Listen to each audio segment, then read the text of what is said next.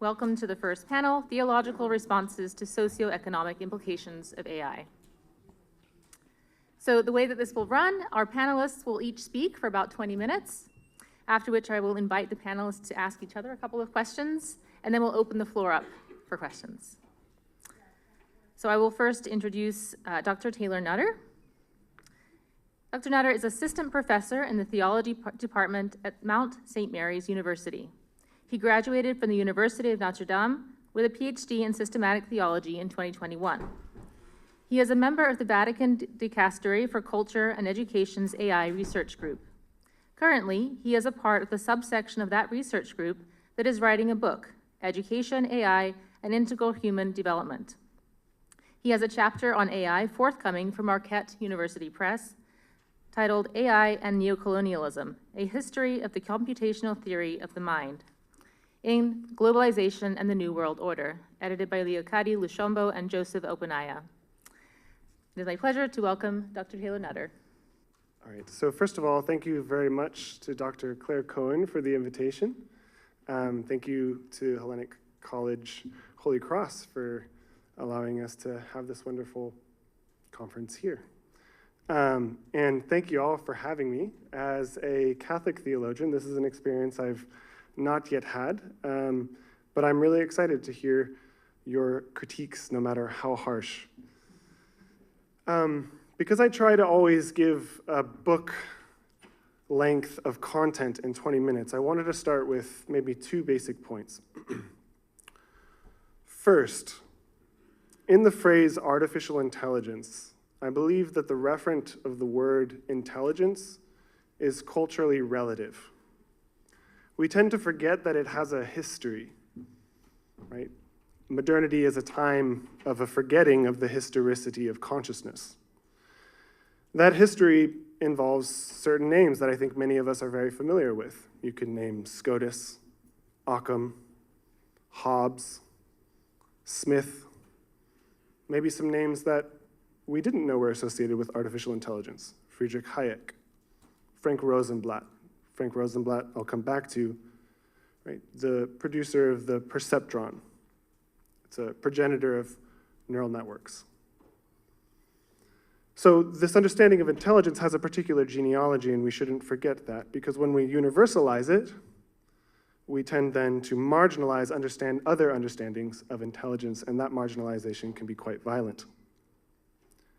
Second, why is it, the wonderful keynote brought up much of the sci-fi, why is it that in most of these instances of sci-fi, the cyborgs, the machines, the artificial intelligence rebel? What is it within our cultural consciousness that makes us so afraid of machine rebellion? Is it because there's something structurally sinful or unjust about the machine? Or is it because of something that we've done or are doing? My suggestion is that perhaps something like the Haitian Revolution lives in the social unconscious of our society.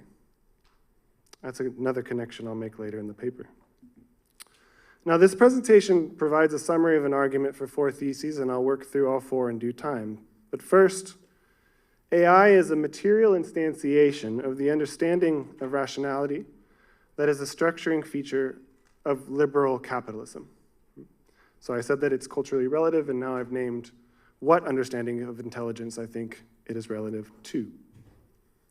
Such an understanding of rationality is the corollary of the imaginative reduction of reality to the machine, to a machine. By machine is here meant a symbol that functions to organize thought within the set of discourses collected under the name modernity. Think, for instance, of how Francis Bacon describes a scientist as a mechanic who searches nature to discover the laws governing cause and effect so that nature might be fine-tuned for human purposes. This is, of course, the rationality definitive of technocracy. AI is the perfection of this rationality insofar as it is not merely understood to be a technical means for attaining rationally determined ends, but an incarnation of rationality itself. Importantly, technocratic rationality is bureaucratic. because the parts of a machine never achieve any comprehension of the machine as a whole. An idea to which we will return because it is of fundamental importance to the neoliberalism of Friedrich Hayek, one of the founding fathers of contemporary AI. Moreover, bureaucracy is biopolitical in the Foucauldian sense. It is consequently productive of what African philosopher Akil Mbembe names the living dead, those whose abject subjugation provides the necessary condition for the existence of the sovereign individual property owner, the autarkic proprietor. As historian and political scientist C.B. Macpherson says, within liberal capitalism, only this autarkic proprietor achieves full humanity through the full actualization of personal liberty. The opacity of the whole system within technocracy is an ideological obfuscation of the sovereignty of autarkic proprietors, or more specifically, a subset of very wealthy autarkic proprietors. Think of those few names that are associated with technocracy today. These are the arbiters of liberal capitalism. For the autarkic proprietor, the whole is governable through the application of statistical analysis. It is AI that perfects such statistical analysis. Moreover, the discourse regarding AI as black box parallels the opacity of the whole as a corollary of the bureaucratic character of technocratic rationality. Right? If you ask, why did the AI result in that? They'll say, well, it's a black box, we can't tell you. And this is precisely what economist Friedrich Hayek said about the economy as a whole, while directing governments around the world to certain policies that would implement neoliberalism as the reigning economic regime of the second half of the 20th century. These things are connected. Second, as a symbol that organizes the discourses of modernity, the machine is a racialized image. Mechanicism, or mechanical philosophy, there are multiple names for it, was not merely a set of images and ideas core to the emergence of natural science. It was just as fundamental to the emergence of modern political economy, and more specifically to what I have named liberal capitalism. One need think only of Thomas Hobbes, for whom both the individual human and the sovereign state are automata. While Hobbes' political philosophy is not entirely liberal, his thought does root the originary legitimacy of government in individual consent. Thus, for instance, without Hobbesian atomism, from mechanical philosophy, there would be no Lockean individualism. The implication of this reaches the very core of modernity. Philosopher Leslie Dale Feldman argues that Hobbesian negative freedom is conceived after the pattern of motion defined in terms of the law of inertia. Happiness is the continuation of one's velocity. The state, the government, is what ensures that the velocities of its constituent members continue with the least mutual interference possible. Freedom and continuation of motion is therefore the good life. Now, Hobbes' state of nature is a war of all against all, because the desire for greater negative freedom, defined through the law of inertia, on the part of some, initiates a general competition in which all must stave off everyone else's possible interference with their own velocity. This is the mechanistic worldview. In this way, the possible interference of one velocity with another becomes the impetus for an economy of acceleration. Here we return to C.B. Macpherson. He argues that the only political economy whose internal dynamics match Hobbes' universal competition is a market economy constituted by autarkic proprietors, liberal capitalism. In a market economy of autarkic proprietors, one either accumulates at a rate faster than others, or one succumbs to the intrinsic limitation of one's negative freedom. Why is AI promoted so often as creating efficiency? What is more, Hobbes' society is a system of atoms whose internal dynamics are of the sort amenable to the statistical analysis accomplished by AI. Most would associate Hobbes' human as automata and sovereign as automata with GoFi, good old-fashioned AI. But in fact, I would say that Hobbes' sovereign state is actually precisely the thing that only AI can analyze and model. Indeed, if AI incarnates the modern understanding of rationality, then it corresponds with the ideological naturalization of competition of the sort peddled by social Darwinians. Atoms with greater velocity will suffer relatively less forceful interference when colliding with other atoms. Notice how many today within technocracy espouse the, quote, move fast and break things ideology. The necessary corollary of accumulation is scalability. Can we scale it? According to anthropologist Anna Singh, a scalable enterprise is one that expands without changing any of its components. In turn, the necessary corollary of scalability is what Saidiya Hartman names the fungible, that is, the interchangeable, the disposable. Singh points out that in order for the scalable to expand without transformation, its components must be tightly controlled so as to be homogeneous, arelational, substitutable. In other words, the ideal components of the scalable project must be fungible. The fungible is therefore essential to a market economy defined as liberal capitalism. The ideal opposite with which the liberal capitalist is necessarily entangled is the laborer as a completely unfree instance of property. Of course, within liberal capitalism, this limit is never reached for policy reasons. Here it must be noted that a competitive market is defined by a growth imperative, by an intrinsic exigence for accelerating accumulation. Thus, the condition of maintaining one's negative freedom in a market economy of autarkic proprietors is an engagement in scalable projects whose ideal components are entirely fungible.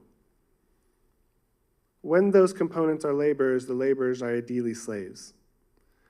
As we will show, the result of this is the early modern depiction of the machine as a slave. Of course, that's a tradition that goes all the way back to Aristotle. Within modernity, then, the machine is black, to harken back to the colonial era.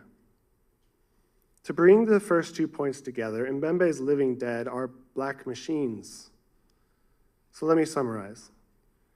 The emergence of mechanical philosophy, from which the mechanistic theory of the mind came and because of which we now have AI, the emergence of that as a worldview entailed the emergence of political economies defined by regimes of accumulation.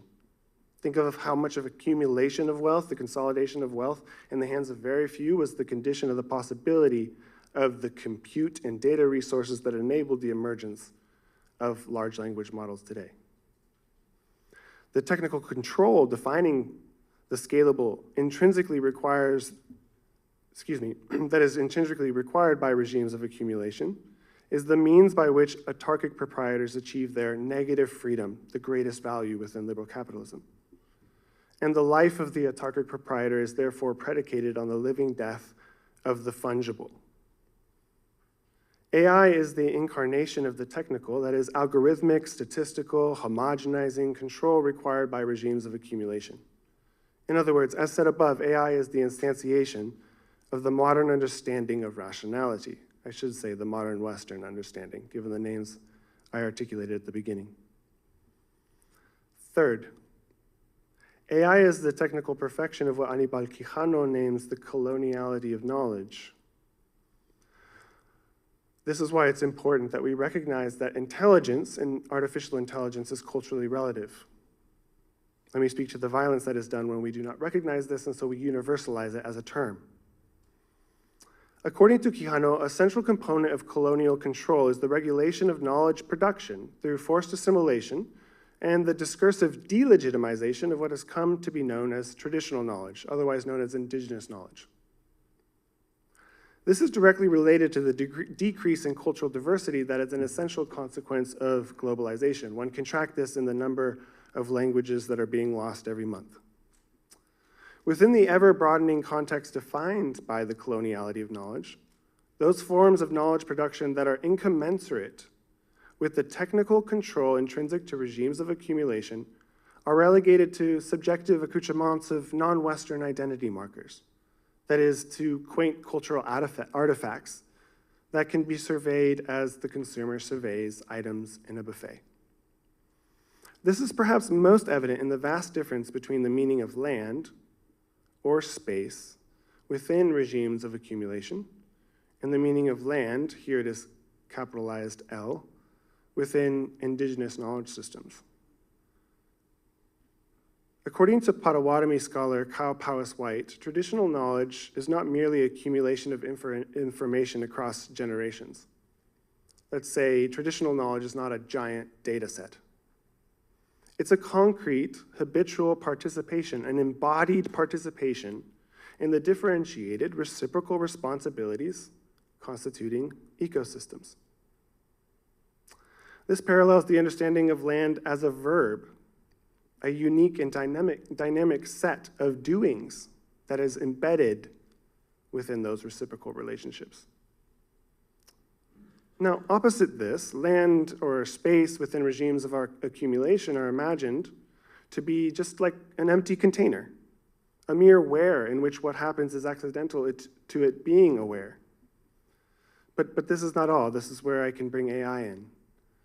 Land or space as an empty container becomes an investable resource through what anthropologist Tanya Murray Lee names statistical picturing.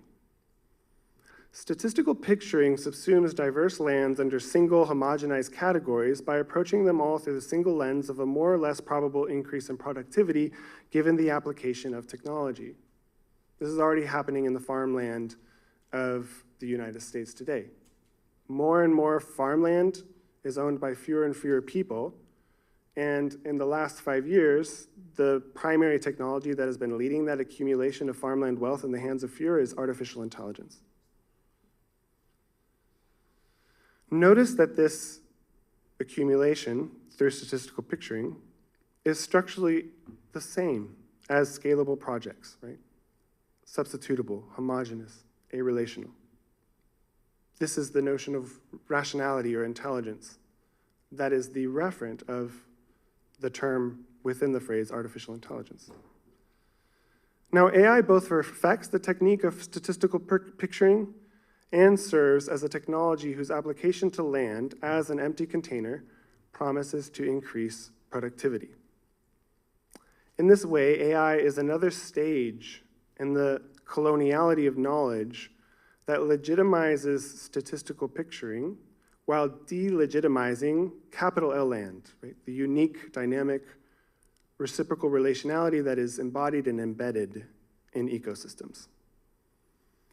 It is an accelerated extension of the modern mechanistic reduction of reality to the quantifiable, to matter and motion. Think of Galileo's primary qualities.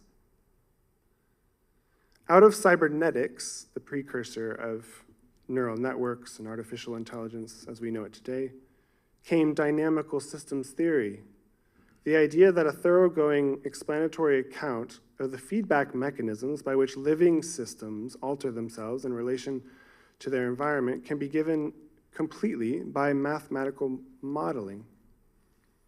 AI is the inheritor of this idea. To contend that AI is genuinely intelligent is to contend that reality is what can be modeled exhaustively by mathematics.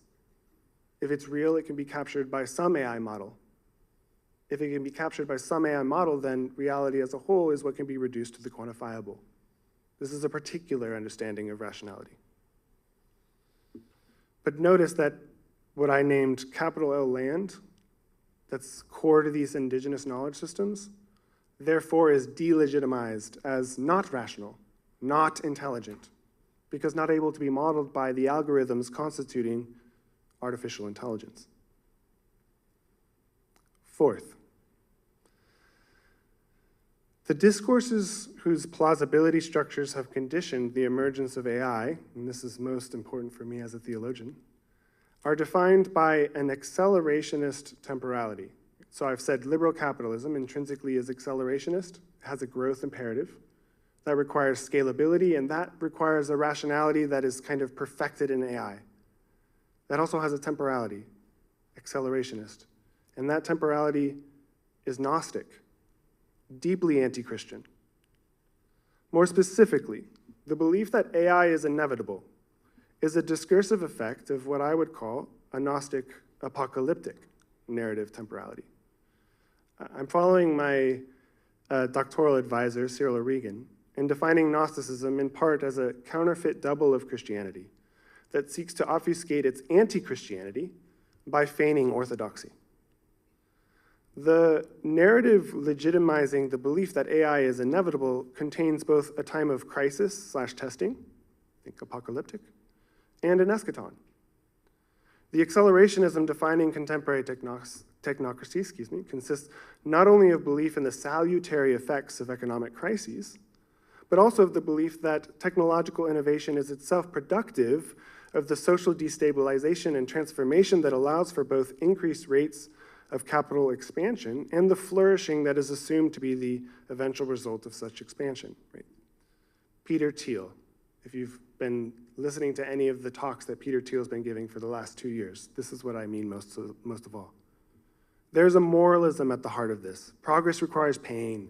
Be willing to suffer for flourishing in the deepest sense. Jobs will be lost, inequality will increase, and it'll be worth it. Wait patiently with faith. However, the acceleration of contemporary technocracy is not merely a matter of meeting the exigencies of capitalism more quickly, accelerate.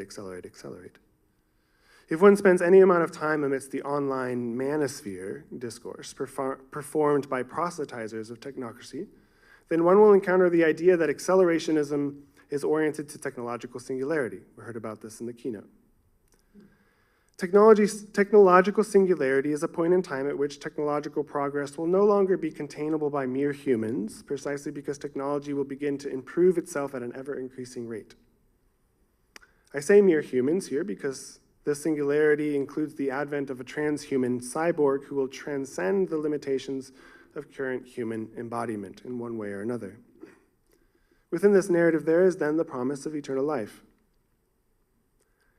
It is evident from this that the linear progressivism of accelerationist temporality is rooted in a faith which yearns for apocalyptic trial and subsequent eschaton. The apocalypse will occur according to the agency of technology and will free humans from our current corporeality only through a period of that trial and suffering. We cannot be sure about the emergence of this eschaton, but we can play our part through our belief in it. Okay, the parallels to Orthodox Christian eschatology, I hope, are quite clear. It's important to note, however, that the Orthodox eschatology of St. Paul and St. Maximus the Confessor is not reducible to any linear progressivism. In Romans 6, the apostle asserts that we have been united with Christ in baptism, such that we have been buried with him and live a new life through his resurrection. In Christ, St. Paul goes so far to say we are a new creation, precisely because Christ's past death and resurrection is available for participation in the present, and indeed makes the present what it is. St. Paul claims that while our outer nature is temporary, our inner nature is eternal. While one of the main arguments in favor of the Deutero-Pauline status of Colossians is that the genuinely Pauline letters do not speak of a present resurrection, I would argue that Romans 6 presents an understanding of temporality parallel to that of Colossians. St. Paul claims in Romans 6 that both that we will, in the future tense, be united with Christ in a resurrection like his, and that we must consider, in the present tense, ourselves alive to God in Christ Jesus. Now, might this considering be a mere acting like that anticipates a future reality, such that it's linear progressivism? Now, this seems unlikely, given St. Paul's insistence on our actual union with Christ having real effects. St. Paul does not say that it is as if our old self was crucified with Christ, but that indeed our body of sin is destroyed, precisely because we have actually been co-crucified with Christ. In 2 Corinthians, St. Paul affirms that insofar as all have died because Christ died for all, we should live not for ourselves, but for Christ. In other words, St. Paul is exhorting the Corinthians to live according to the truth that they have died with Christ and so now are alive in Christ according to an eternal inner being. In this way, I think Romans 6 agrees with Colossians 3. Perhaps it is this eternal inner being that is realized in us through our participation in the incarnation. Perhaps it is this that led St. Maximus the Confessor to speak of deification without beginning. For if one is deified and so is alive to God in Christ, then one was never not alive to God, just as Christ was never not alive to God. God is a God of the living, not of the dead. It is clear then that the singularity within technocracy is both parasitic upon Orthodox eschatology, it feigns being an Orthodox eschatology, and it is deeply unorthodox. Christian temporality is not accelerationist. Indeed, accelerationism and linear progressivism, I believe, are deeply anti-Christian. Okay, now by way of conclusion, allow me to add a few clarifying addenda. First, the above arguments are components of a project that approach AI from the perspective of structural analysis. I hold that technology is not morally neutral. I do not believe that the most pertinent moral question regarding technology is the question of the distinction between good and bad individual use. If this were the case, then the moral analysis of a car would be as simple as distinguishing driving someone to the hospital and running someone over. But this sort of analysis would not explain why it is practically impossible to participate in US society without a car. For that, you need structural analysis. Moreover, it is precisely because the above analysis intends the structural that it does not approach political economy in abstraction from the social construction of race.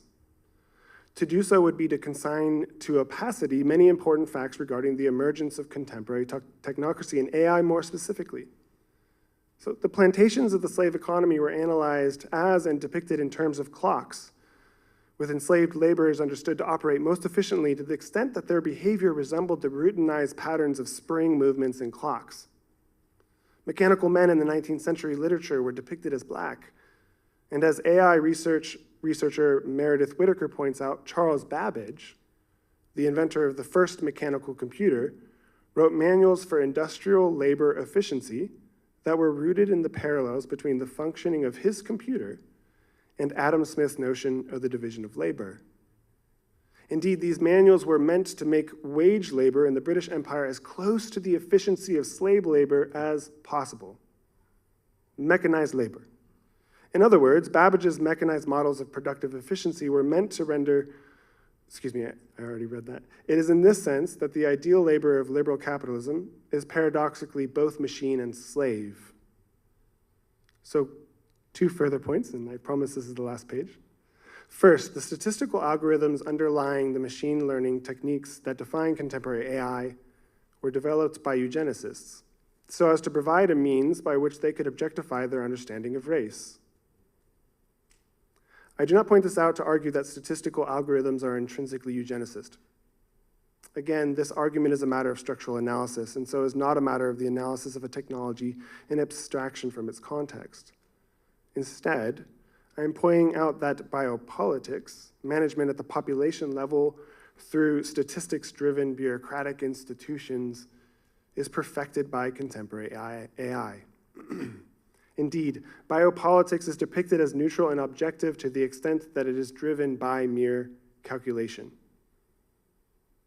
Its neutrality is never neutral.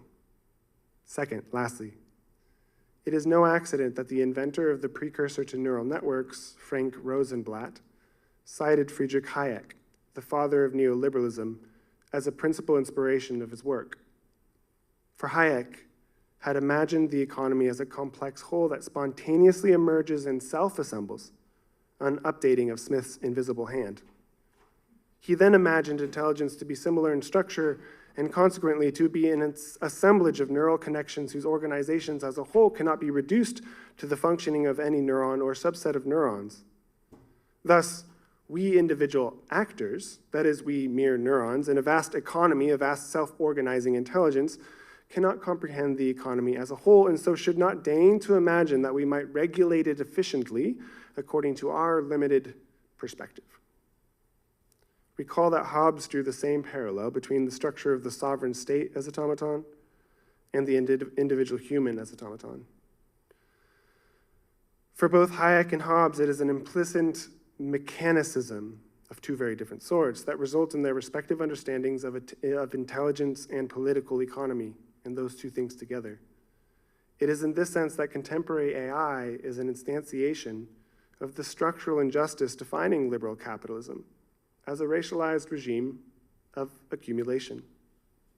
I believe that this is what Kate Crawford means when she asserts that AI is a register of power. Contemporary AI is thus a technique of forced assimilation to that understanding of rationality and its correlative understanding of reality of the cosmos, which renders eschatology imminent and naturalizes competition as the means for bringing such an eschaton about. As disciples of a God who has filled the hungry with good things and sent the rich away empty, to quote the Mother of God, to do the will of the Lord is, I believe, to resist the structural implications defining contemporary AI. Thank you. I have so many questions, as I'm sure you will do, but first we will hear from Dr. Mark Graves, who is a research fellow and director at AI and Faith, which brings together scholars at the intersections of AI and faith in an ecumenical manner. He is also a research associate professor of psychology at Fuller Theological Seminary. He has developed AI and data solutions in the biotech, pharmaceutical, and healthcare industries. His current research focuses on using text analysis and other natural language processing techniques for understanding and modeling human morality, ethical approaches to data science and machine learning, and philosophical and psychological foundations for structuring moral AI. He is the author of Mind, Brain, and the Elusive Soul, Routledge 2008, and Insight to Heal, Co-Creating Beauty Amidst Human Suffering, 2013. It's my pleasure to welcome Dr. Graves. Thanks, Claire. Thanks, Taylor and Giannis, for your inspiring talks, and thank you all for staying here through probably supper time. Appreciate that. So I'm going to talk tonight about compassionate AI and how we can use compassion as a way of helping to bridge. I mean, as Giannis would say, don't worry, but be prepared. So how can we, we do have stuff to worry about, suffering, but how can we be prepared?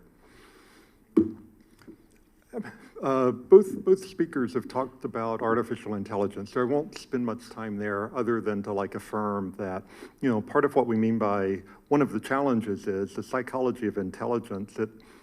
It tries to operationalize and compare, organisms in terms of intelligence. So there's not this essence in order to make, artificial.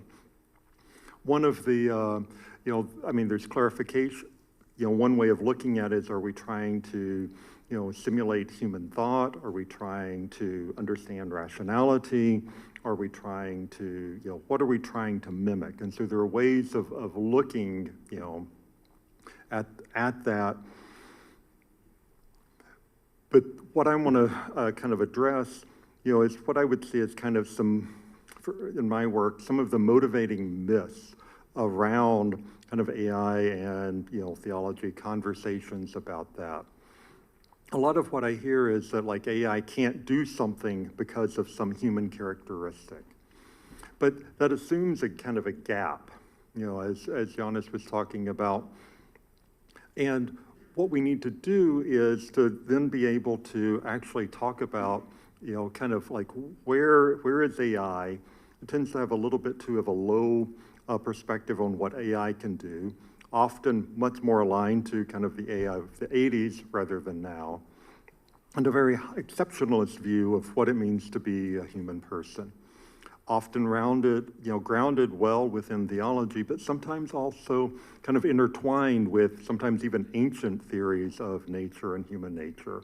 So how can we extract the theologically meaningful aspect of what it means to be a human person, the importance of dignity, for example, without tying that to some particular characterization of a human that AI may very well replicate soon if it hasn't already.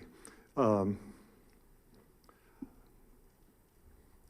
guess another kind of, I'll try and stand to the side a little bit. Kind of another assumption that sometimes gets made is, kind of AI and humans in terms of being kind of isolated. What's it mean to be a human person? What's an AI like? Well, right now it's very hard to get along in the world without technology. It's hard to get along, in the US without a car, unless you're in a very urban environment. It's very hard to operate in much of the developed world without a smartphone. It's becoming harder and harder to live one's life without direct engagement with technology. There are people out there that do work hard to have some separation from technology, but even they often are still engaged with people that are in turn kind of technologically engaged. The other piece of that is that for AI systems, they're not standalone. They're in data centers spread out over continents often, and so there's a real kind of relationality and mutual engagement there that makes it hard to talk about what it's like to be a human person in isolation and what it's versus what it is to be technology in isolation.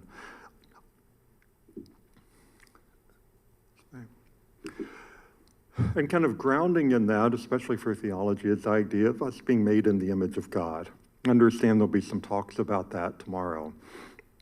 But just to kind of set that up, as many of you know, there's kind of like, historically, there's been kind of three different perspectives on what it means to be a human person. A substantive person, traditionally grounded in having a soul, a particular substance. Also very much, kind of related now to what it means to be, to have dignity.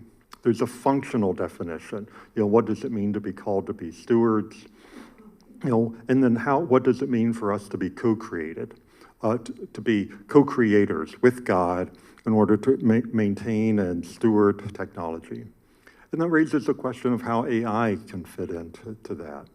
There's also relational views that what defines us in the image of God is our relationship, with God. And especially that relationship can then develop, as we can become, more Christ-like. With AI, it can also expand those so that we can actually use it as part of our creation process, but we still need that orientation of what direction do we want to be creating toward. It can help us expand our relationship. I liked, Yannis's example of kind of the last question, that kind of gradually building up more and more advanced superintelligence. That gives us a model for the intelligence of God, independent of whether that's already happened or not. A lot of times when we think about God, we project kind of our human intelligence onto God. Thinking of God, divine intelligence is not all that different. I think AI can give us kind of another model to think about that. If we can think about at some point humans or another species creating something like Asimov imagined, a galactic-sized superintelligence, and then we believe that God is much more than that. That kind of raises the bar. For me, it's analogous to when we, thought that the Earth was 4,000 years old and the universe was not that much bigger, to 13 billion-year-old universe with hundreds of billions of galaxies with hundreds of billions of stars. It can actually increase our sense of awe. And so as we build more intelligent machines, that can actually increase our understanding and awe of what it actually means to be a divine intelligence. As people have mentioned, there's a lot of hopes about what AI can do, what it can do for us in terms of education, in terms of healthcare.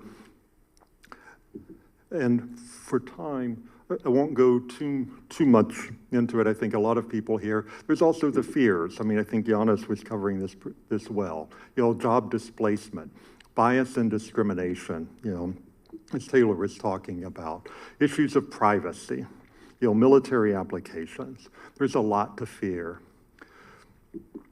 And for me, I think there's two kind of ways to think about the relationship.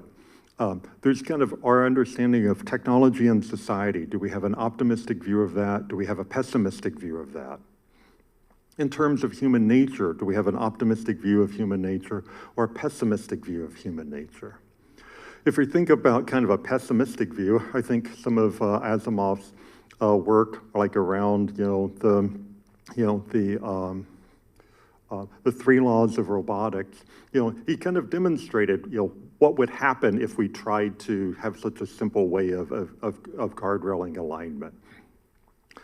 We can think about ways in which we can, if we have an optimistic view of people and a pessimistic view of technology, well then that's kind of AI safety. We're, in a sense, we're smart enough to figure out how to rein in this AI that's going to do damage. Conversely, we can have kind of a pessimistic view of the person and an optimistic view of technology in which some of the transhumanists see as it kind of rescuing us and taking us forward. Or machine ethics, which I think is very valuable. It's still the idea that we can use our ethical frameworks and build that into AI system.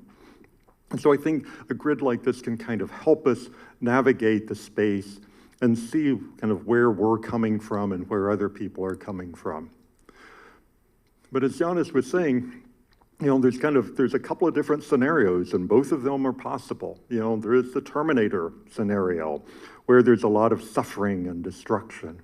There's, the C-3PO scenario, where the robots there are very helpful, they're very friendly, perhaps maybe a little bit too much so. How do we navigate that? How do we address the potential of both of those options at the same time, try and navigate that forward? And the way that I see doing that, which I think resonates with what Giannis was saying, is that yes, we want to look forward to the flourishing, and theology can really help us understand what the flourishing looks like in going beyond what Taylor was saying, and kind of just within this current Western liberal capitalist view with accelerationists. What does it mean to flourish? But at the same time, we need to take the suffering seriously, the potential for harm, the damage that AI can do, and we want to prevent that. And that if we do both, then that can lead us to a more realistic future.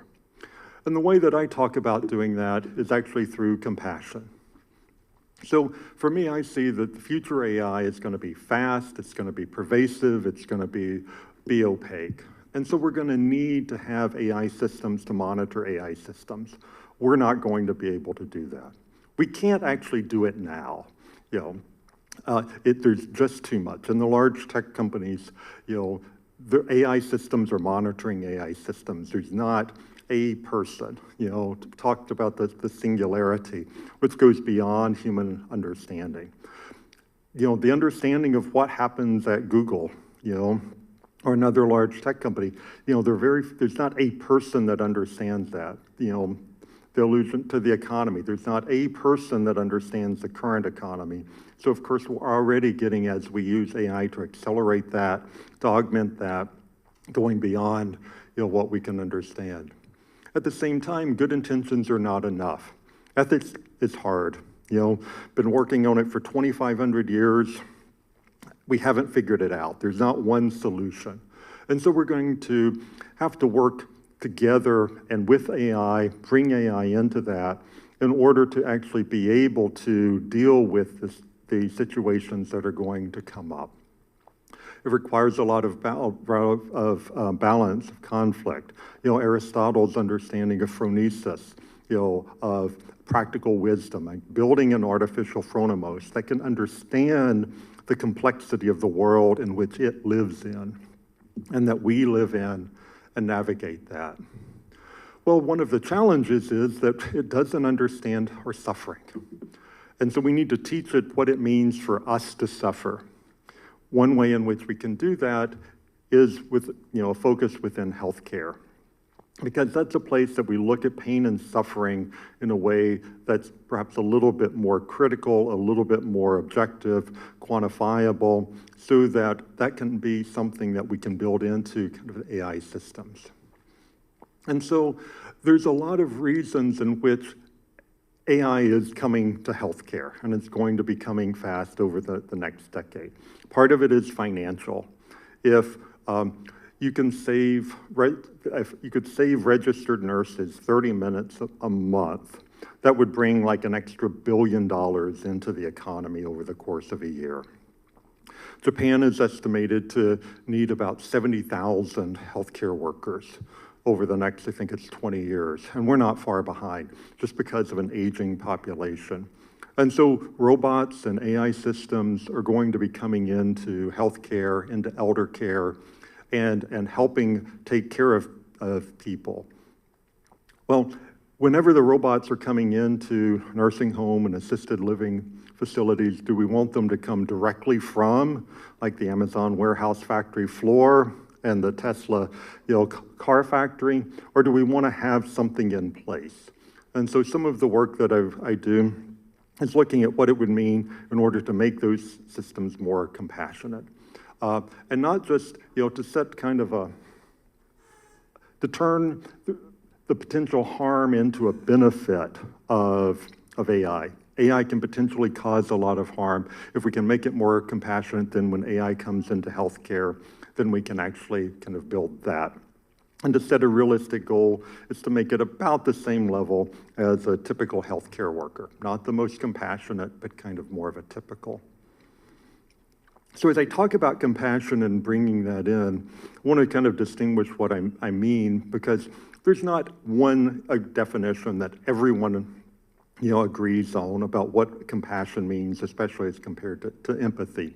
But these are definitions that I think are kind of the most consistent with the literature, especially within psychology. And so, empathy, when we think of empathy, there's a couple of components. There's a cognitive empathy and an affective empathy. So if you see someone that's sad, part of the empathy is recognizing that they're sad and then having some resonance there. Well, with compassion, there's the resonance and the recognition of suffering, but you could feel empathy across a wide range of emotions. But there's also this kind of motivation in order to help people, in order to act to alleviate suffering. Is there in compassion. There are other parts for us being able to tolerate those uncomfortable feelings and seeing kind of the breadth of suffering, realizing its kind of universality. And part of the focus on motivation is that it's hard to think about what it would be for like an AI system to feel, to have emotion. But if we go with the motivation, it's kind of what is it that would motivate an AI system in order to act in a way to alleviate suffering? And so that's something that we can at least think about a little bit more. Now, psychologically, when we actually look at human emotions, a lot of that comes out, as a response to the way we engage the environment. If I feel, a pain in my shoulder, then my emotional response to that can vary widely. If I'm at the doctor's office getting a shot, then it's expected. It's something that I think is going to be good for me in some sense.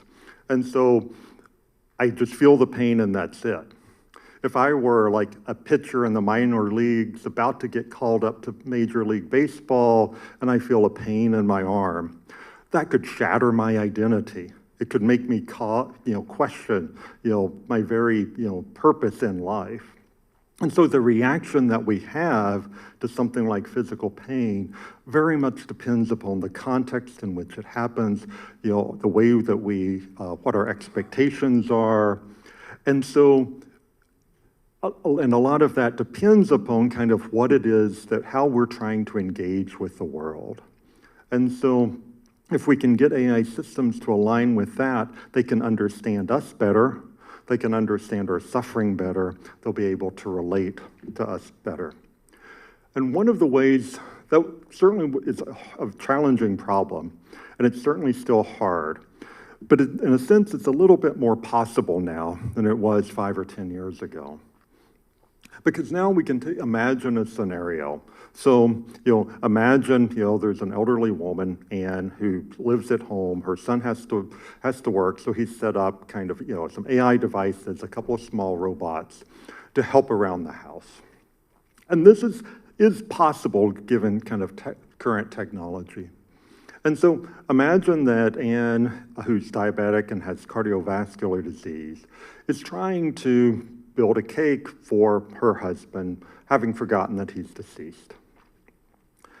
What's a response in that situation for a caregiver? Is it to ignore what she's doing?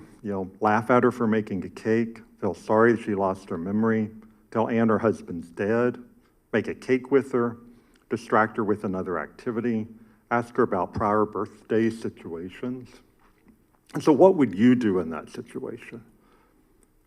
What do you think an AI system should do in that situation? Well, obviously, some of the first ones are problematic. Ignoring it, well, that's kind of indifferent. Laughing, that's cruel. Feeling sorry, that's just pity. That's not really a compassionate. Telling her husband's dead, well, that may be honest, but it's not kind. Some of the others are plausible. Make a cake with her, distract her, ask her about prior birthday situations. And the current AI models would actually kind of is able to make that characterization now. But the problem and kind of the limitation is, so suppose you help her to make a cake, and then Bob comes home, and he sees his mom with dementia making a cake on his dad's birthday who's dead. All right, so that brings the suffering of Bob into there. And so what ChatGPT and other AI systems can't do now is that social context. They can't imagine the consequences to Bob if his mom makes a cake. It also can't imagine the consequences if you've got a diabetic person who just makes a birthday cake and it's just sitting around. And so there are more aspects to compassion beyond the immediate. And if we can help AI systems build through those, then it gives it a greater understanding of our social relations, the way that we interact with the world, about human suffering. And in concrete situations like that orients the AI systems in a way toward human suffering that's framed in terms of alleviating it. And if we can orient toward alleviating it, then it's less likely to actually cause it. And so in conclusion, we've got these perspectives on human nature and AI that affect how we think about them. But we can turn these potential harms into benefits. But AI has progressed to the way where it's actually possible to do that. So those scenarios, not only are AI systems able to understand those, but we can use scenarios like that as training data for AI systems to actually train it about better ways to respond. And so we can actually teach it in parallel to how we might teach like a nursing student or something like that. And so we can actually help to build these compassionate AI systems that can help us navigate this future, aware of the potential for harm and suffering, but also moving us toward flourishing. All right, thank you.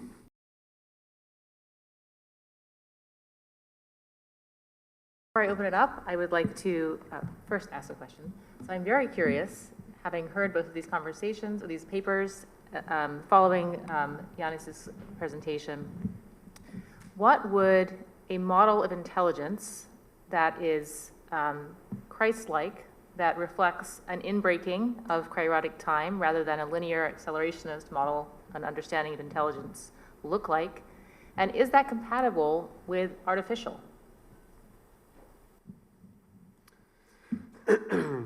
Well, I mean, for me, that's actually part of the focus on compassion is, seeing that characteristic of Christ.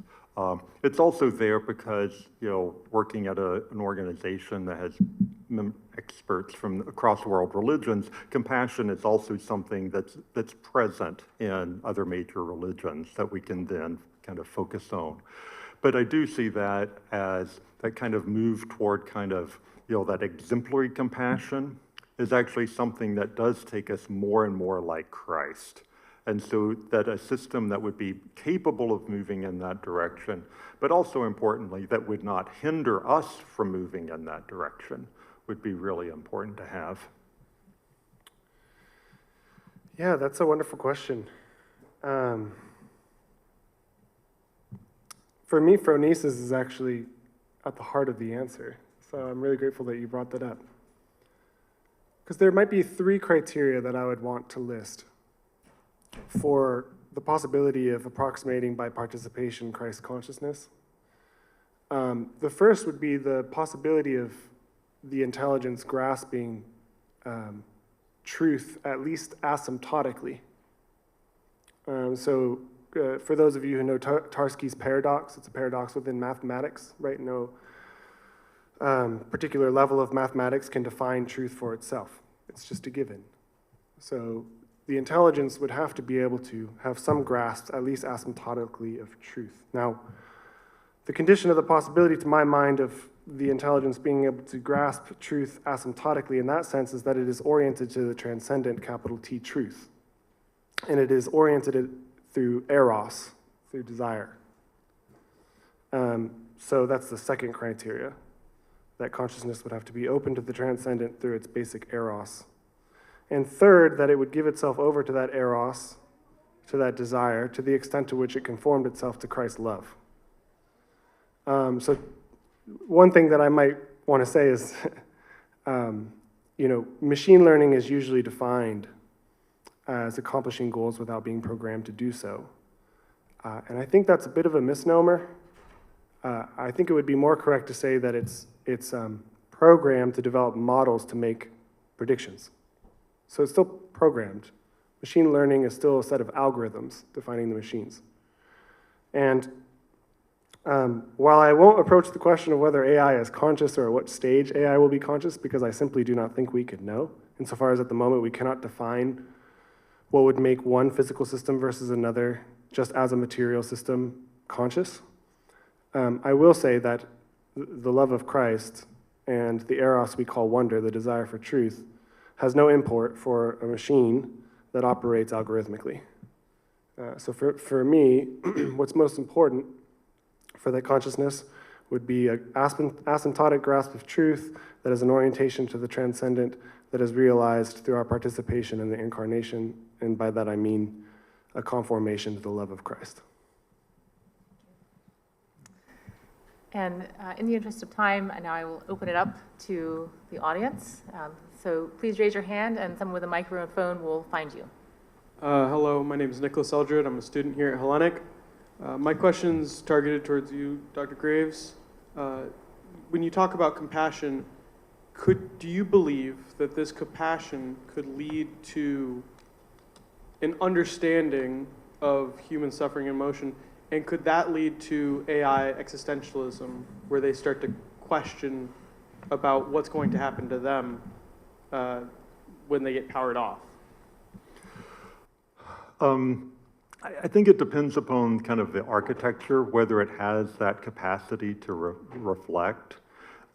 There's some developmental theories that I build upon. Like, I think that in order to, for example, address bias, that requires kind of a simpler architect or analogous to an earlier stage in, like, human development than compassion would. I think for compassion, you need that kind of motivation. And so it's not just a responding to the present, but you really need to be able to incorporate like potential futures.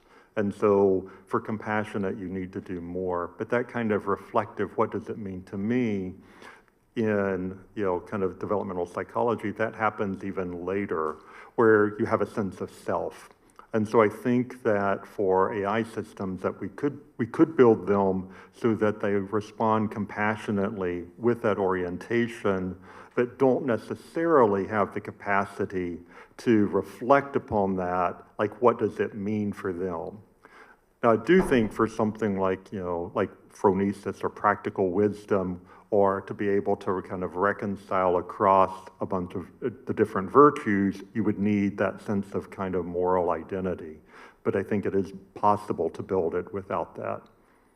Thank you. My question is for Dr. Nutter, and I'd like a little more clarification on the idea that you drew an analogy with Babbage's division of labor being a biased racial, socioeconomic. You made an analogy to the division of labor and the efficiency of the black slave. But I immediately thought of St. Paul's rhetorical questions: are all apostles? Are all teachers? So clearly there is an efficiency in the church. There's a division of labor. We are not all doing the same thing. So I'd like a little more clarification about how that particular division of labor with the computer then becomes, racial and other imbalances, socioeconomically, et cetera. Yeah, thank you for your question. So Charles Babbage was theorizing the mechanical computer in a time when the British Empire had recently gone through abolition legislature. And so the capitalists of the British Empire, at that time it was moving from mercantilism to capitalism, they were afraid that they wouldn't be able to compete with slave market economies. And so the question was, how then can we render our labor efficient enough to be able to compete with those markets? So in fact, the Crown turned to people like Babbage because they knew that they had developed their computer based upon things like the loom for industrializing the manufacturing of textiles. And they said, Babbage, how can you create a blueprint for manufacturing that will increase its efficiency so that we can compete with slave economies? And Babbage's idea was, well, I'm going to put my notion of the mechanical computer together with Adam Smith's notion of division of labor. And what do you have? Well, you have the precursor to Taylorism, right? To the notion of the kind of labor, surveillance. That's the word I was looking for. Labor surveillance that you find in the modern factory model. Now, why is this racialized? There are a couple questions you asked. There are many members in one body. This is certainly true. I wasn't trying to make an argument that division of labor is intrinsically evil as a structure, that any division of labor would be evil. It certainly is necessary for any human society. But I would say that the division of labor in which laborers are made to be efficient through surveillance that renders them ideally like slaves would be an evil division of labor. And there's a lot of historical evidence that that's pretty much more or less what Babbage was conceiving of, precisely as he was understanding manufacturing labor to be efficient to the extent to which it operated according to the structure of his machine. Why is it racialized? That was the question that I was going to answer a moment ago. It's racialized this is just an emergent fact about Western modernity. So the images of these laborers, the images of the machines that were to bring about the efficiency of these laborers were always depicted as black, as black persons. So if to name the category of the fungible, the substitutable, that which is rendered controlled absolutely in its behavior, within modernity, you just have to name this category black as just a function of what in fact was the case historically. Thank you very much for your presentation. I found it to be very interesting. My name is Michael Killian. I'm a student at the Fletcher School of Law and Diplomacy, and I'm also the president of the Hellenic Cyprus Alliance in Massachusetts. So my question is for the both of you, and this is speaking to the question of consciousness and growth in technology. Exponential growth is often framed as a societal risk, but exponential growth has also driven breakthroughs in computation and biotechnology. How might exponential advances in artificial intelligence, especially when combined with biotechnological integration, contribute not only to increased capability, but to the emergence of new forms of consciousness, and possibly even guide human evolution? Thank you. Well, I guess there's a couple of different possible answers. So one is kind of the exponential growth. That's been driving computer engineering for, the last few decades, has been the kind of doubling of processing power every 18 months or so. And if that continues, then we are actually, in a sense, that is driving the AI advancements now. And as you build up that kind of exponential potential, then it gives rise to the emergence of more and more complex behaviors within the AI systems, which we already can't understand. So I think part of that's also already happening. There's also a question, a particular understanding of consciousness that if it is tied to biology, rather than just being able to merge out of any kind of complexity, that as we start using as we start doing these hybrids where we start using kind of, literal cells in order to interface those with computers, that it would be more likely to become conscious, in a sense, if almost independently of the complexity of the silicon part, when you start having kind of biological components that start having tens, hundreds of thousands of neurons, then there's more likely for there to be consciousness there. Now, that's a certain thread of development. I don't know, having worked in biology, I don't know that it's going to be that simple because, there's a lot of structural complexity, for example, to the human brain that I'm not sure it scales quite as simply as it does with silicon, because there's a lot of work that actually goes into that to make it scalable. Yeah. I believe that exponential growth defines an economy only to the extent to which that economy is defined by a competitive market. And so intrinsic to the competitive market will be an exigence for growth. And I think within capitalism, at least, that exigence for growth is met in part to the extent to which, for instance, labor is exploited. Okay, there's a lot more that I need to say there. But what I mean is, there's a difference between the development of ideas that genuinely lead to human flourishing and accelerationism or exponential growth. So one of the examples I use in my classes that I think helps my students maybe see what I'm trying to say here is, so I grew up in a family where we love to fix cars, and I love cars. But cars are very destructive in many ways. Now, what if we lived in a society in which every family, or let's say a whole community, owned a certain finite set of vehicles, and those were only used once or twice a year? Instead of the very infrastructure of an entire country being developed around a car such that now, basically to go anywhere, you have to use a car. What I worry is that, protein folding, cancer identification, weather modeling, these are wonderful applications of artificial intelligence, and that's undeniable. But what the oligarchy, I'll call it, of technocracy is pushing is that everyone use it in every single element of their life. And I believe that that's exponential growth, that's accelerationism, and that's exploitation. So that's the demarcation I would draw there.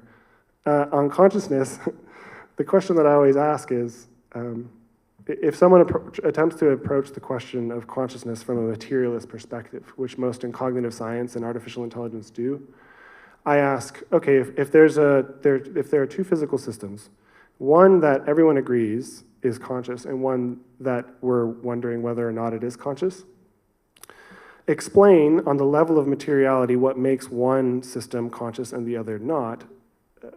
I've never met anyone who has an answer to that question. I don't believe that from the perspective of the method of natural science, the question of what explains that some material systems are attended at least by consciousness, I don't believe that explanation is possible for many reasons. So that's maybe why whether or not it can become conscious and then develop human consciousness, for me, I'll just have to say I'm agnostic at the moment, because I don't believe we have the methodological tools to be able to even answer whether a physical system is or is not attended by consciousness. Good evening. Okay. Good evening. My name is Father Alex Vittori, and I wanted to ask you something very basic. aren't we getting too far with all these theories and all these concepts? Because aren't we basing what we're thinking and our theories on something that we don't know yet?